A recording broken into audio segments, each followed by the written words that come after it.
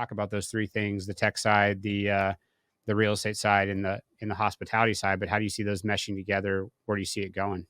The take is spot on to what I've sort of seen in the market and how that's evolved. It's really, when you think about the asset class, it's akin to a decentralized, hotel chain at this point, or a network, Right. right? You can start to draw parallels between, if you have, let's say, 10 or 12 homes in a market and 10 or 12 homes in another market, you do that, 5, 6, 7 markets over.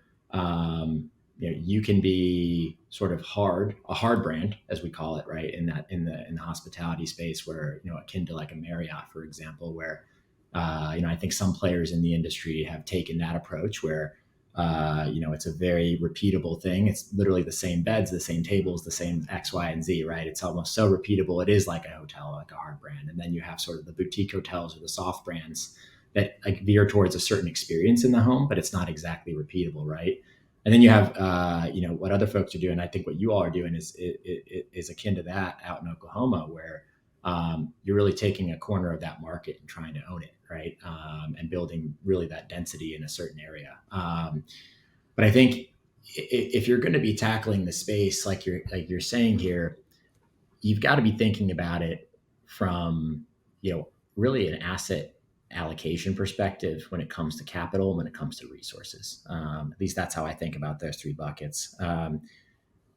We obviously hire technology folks. We have engineers and designers and whatnot that traditional venture-backed startups would have. And we also have operations folks and, design and install teams and, home designers. And I think that's sort of what separates the folks that are in this industry from either the core marketplace businesses like Airbnb and Vrbo. They don't really touch anything operational or financial. They want to just keep their hands off of that and maintain that brokerage status, so to speak, on the short-term rental space.